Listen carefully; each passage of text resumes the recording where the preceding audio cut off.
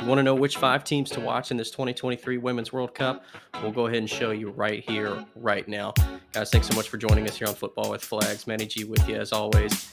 Let's just go ahead and get right into it. Of course, we've got to start with our defending back-to-back champions, the United States, now 4-time winners of this World Cup. Going to have a rematch with the Netherlands, a rematch of the 2019 final.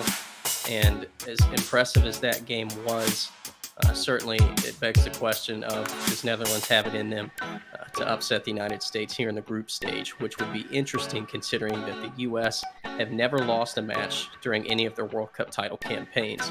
That means they have gone clean through in the group stage every single time.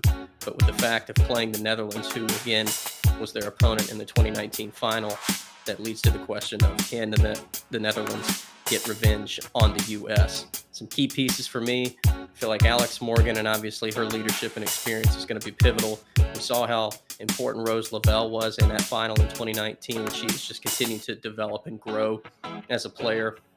And then, of course, the other three with Crystal Dunn, Becky Sauerbrunn, and Alyssa Naher. In terms of some potential question marks with this team, obviously they're going to have a massive target on their back, not only with the Netherlands, but everybody else, considering, again, that they have won the last 2 editions of this competition. The loss of Mallory Swanson is huge, especially considering the form that she's been in recently. We'll see about Sam Mewis. Obviously, some people have argued whether Julie Ertz should be back in this squad or not, but it does certainly look like she will make the team.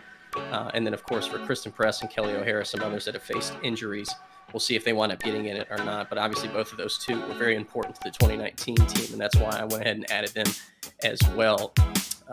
But some other questions about this team also. Despite their great form in 2015 and through 2019 with the other World Cup, obviously the U.S. has kind of gone through a bit of a tough spell in recent years with their bronze medal in the 2020 Olympics. Certainly not up to par for what they were expecting to come out with. And not only that, but their 3 losses to Germany, Spain, and England all in late of last year begs the question that, does this side, have they picked the right girls? Are they still trying to figure out this roster? And, is it going to be a big mixture of veterans and youngcomers, or are we going to see a lot of new faces? So I think it's important to point out that, again, this team has a ton of veteran leadership and a lot of girls with a lot of experience. But at the same time, there is a new wave coming, and it's going to be interesting to see what this coaching staff does in terms of which, who they pick and who's going to be the ones to fight for another World Cup title coming here this summer. Next up, we have the Lionesses, who had their best finish in 2015 with a 3rd place result. They lost to Sweden in their 3rd place match in 2019. That was a great run there with Phil Neville. But then, of course, they have just continued to improve with their new manager as time has gone on with this 30-game unbeaten streak, as well as winning the Euros during that time with some impressive results, obviously winning that final in Wembley against Germany. Just a special, special moment for that federation and the entire country. But at the same time, as important as Lucy Bronze, Georgia Stanway, and Nikita Paris and others are going to be to this team, they, just like the U.S., are facing some injury problems with Beth Mead and Leah Williamson, who just tore her ACL and is certainly going to be out for the competition this summer. In terms of Fran Kirby, I know that there's been speculation of her with her fatigue and why she's kind of, I guess, taking a step back. We'll see if she's even in form or ready to go, or what her fitness levels are like if she is selected for this summer. And then, of course, Millie Bright, huge role in the back for them, and then Alex Greenwood in their attack, who have also faced some injuries as well. So a lot of questions in terms of that roster for England. But for me, they're still my favorites. I know in our early predictions I had England going on to win the entire thing, and that could change. But for right now, I still feel pretty confident that this English side could go on to win their first ever World Cup title this summer. And despite that 30-game unbeaten streak being so phenomenal, especially going through a European Championship in that run, Australia did snap that streak here just a week or 2 ago. And then when you add on the fact that Ellen White and Jill Scott have both decided to retire from international play, that also begs the question, can they fill those roles and still be as successful as they were last summer? Third on our list is the Matildas. who 3 separate times have gotten to the quarterfinals in the World Cup, but never farther. They had a great fourth place run in the 2020 Olympics, really played very strongly in that competition. And then we're also the ones that wound up snapping England's 30-game win streak, which is a phenomenal result, regardless whether it's a friendly or not. And when you've got key pieces like Sam Kerr, Lydia Williams, Claire Polkinghorne, and others, there's a lot to be asked in terms of this team hosting the competition and how far could they potentially go this summer playing on their own soil. You know, we saw how well the Australian men's national team did back in the winter, getting to the round of 16. Certainly the women are hoping to duplicate that and do even better with potentially a semifinal run or even more, and making history for the federation and the country as a whole. It is worth mentioning, though, that only once has the World Cup host ever actually gone on to win the tournament, and that was the U.S. in '99. The U.S. also hosted in 2003, but Germany went on to take that title. The only major injury that I've seen so far is Emily Van Egmond. There might be some others, but for right now, that's the only name that's been standing out to me. And as impressive as their semifinal run in the Olympics was, it is the farthest that they've ever made in a major competition. So it will be interesting to see. Again, obviously that's totally different than the World Cup, but obviously for the women's game, the Olympics is still a very special and prestigious prize at the same time. So again, I feel confident that with this team playing on their own soil, they're going to have a great opportunity to make a deep run. Hopefully, Sam Kerr won't have to do much, and she'll be able to rely on her other attacking options as well with her to be able to put the ball in the back of the net, especially if teams really keen in on Sam and make it difficult for her to play her own style. Not to mention that Australia have had some inconsistency with their performances as of late. They lost to Scotland here recently. They got battered by Spain last year, 7-0 in a game. And then I think they lost to Canada a couple times as well. And that's fine. You know, it's not like that they've got to go out and win every game. It's not like everybody's going to have a 30-game unbeaten streak like England. But having some of those inconsistencies could be very pivotal in terms of how they do in the group stage. And then, of course, getting to the knockout stages. Because, again, all of these are one-off games. And if you have one slip up and this game goes into extra time or penalties and you don't convert the chances that you feel like you should, then that could be all she wrote. So it'll be interesting to see how this Australian team performs. I do think they'll make a very deep run, at least to the quarterfinals, potentially farther. I think in our early predictions we had them going to the semis. But we shall see. If Sam Kerr and the rest of this team stay pretty healthy, I think they've got a great shot. Fourth on this list, we have France, who, with their highest finish in 2011, was fourth. They did, however, have their best finish in the Euros last summer with a third-place run.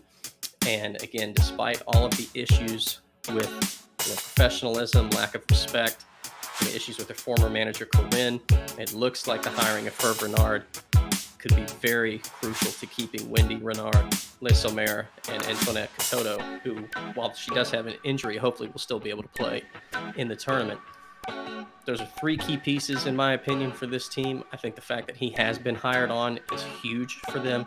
For those that don't know him, he used to coach the Zambia men's national team, the Ivory Coast national team, and then here recently, the Saudi Arabian national team, who went on to beat Argentina in the group stage of the Men's World Cup back in the winter, which was a huge result. Not only to say that, but the fact that France is, in my opinion, in a favorable group. I think they'll be able to get out of it and coast fairly well. Obviously, the biggest question remains is, those few humps that they have not been able to get over in knockout stages of major tournaments. And the U.S. and Germany have been there multiple times that have kind of cut them up and spit them out. Most recently, noting, when France played the U.S. in the quarterfinals of the 2019 tournament when France was hosting, I think France was one of the heavy favorites, and if they had gotten through that game, could have potentially gone on to win the entire thing. But unfortunately for them, the U.S. got the better of them that day, and the U.S. wound up going on to win the competition. So we'll see how France does.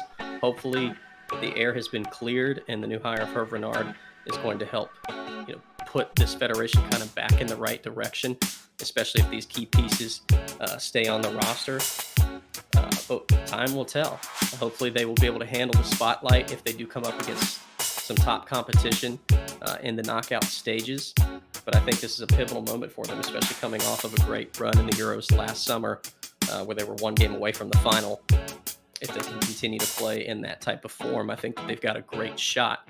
It's just, again, can they get over the hump? Can they get the best of some of these top fixtures and win some of these games and put themselves in moments that they've never been before? But we will have to wait and see. But nevertheless, again, with Herb Renard on their sideline and key pieces like Renard, Lesalmer, Toto, I think that this team could be a huge threat once again. And now, fifth on the list, Sweden, who 20 years ago had their best finish ever in a World Cup. They finished fourth behind France in the Euros last summer. They had a great run to a silver medal in the 2020 Olympics. But the key piece for me is not only these names that you see on the screen there on the left-hand side, but the fact of how much veteran leadership and experience the Swedish national team has. The amount of caps that some of these women have is incredible, the amount of times that they have been able to represent their country. And I think that is so, so important. They are in a favorable group, I believe, with Argentina, South Africa, and Italy, which I think will be a tight battle for second place. But nevertheless, I think Sweden should clear out of that pretty easily on top. But again, back to my point, so many different leaders and so many different girls who've been in key moments for them over the years. They even have, I think, Caroline Seger, I think is her name, who's had 235 appearances. Now, granted, she's 40, but she'll most likely still make the roster. And again, I think play an important part regardless how many minutes she gets. But again, a lot of girls around her have gotten over 100 caps as well. The Swedish side have been in big moments. It's just whether or not, sort of like France, can they get over that hump? Can they run into the spotlight and come out on the other side successful? I do think that they might run into some tough roster decisions considering how many girls have had the opportunity to play. But that's a good problem to have. We'll just see, obviously which girls make it and which girls don't. The only injury I've really seen is Lena Hurtig. There might be some more, but for right now, so far what I've seen, I feel like she's the most important one to mention. But again, like I said, hopefully handling that spotlight in the right way against top opposition. They have also had their up and down results over the past couple of years, but we will see how they are able to manage those moving forward. But again, they are, in my opinion, one of the best sides to just never quite get there and get across that line. And I think this opportunity in Australia and New Zealand this summer could be very important for them. I think we have them facing England in the final in our early predictions. So again, I think we're pretty high on Sweden right now and feel like they've got a great shot at going on and doing something very successful this summer. Of course, guys, we couldn't just mention those five. We had to at least put a few honorable mentions in here as well. For me, these four are very important, as well as Canada, that I forgot to put in there. But first off with Japan, they won in 2011, beating the U.S. in a shootout. They go back to the final against the U.S. in 2015 before Carly Lloyd goes off, and they wind up winning that game, the U.S. 5-2. But again, this is a very technical side, very good in possession, very tough to beat, and I think that they will also be still at least in the hunt somewhat, in my opinion. As for Germany, they are the only other women's team besides the U.S. who have gone back-to-back in terms of titles. They won in 2003 and 2007. Keep an eye out for them. They are ranked number 2 in the world right now in the FIFA World Rankings. As for Spain, this team is up and coming. A lot of young stars, very good, very promising. Despite them having some issues with their federation, I still think this team's going to perform well. They did very solidly last year in the Euros before running into England, I believe, in the knockout stages. Keep an eye out for them. And then as for Netherlands, coming off their best ever result in 2019, getting all the way to the final. They will be without Viviana Medina,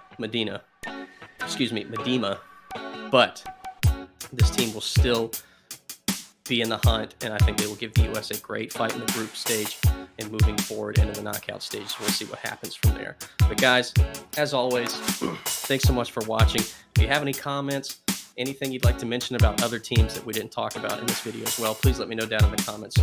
I'd love to read them, love to talk with you about it.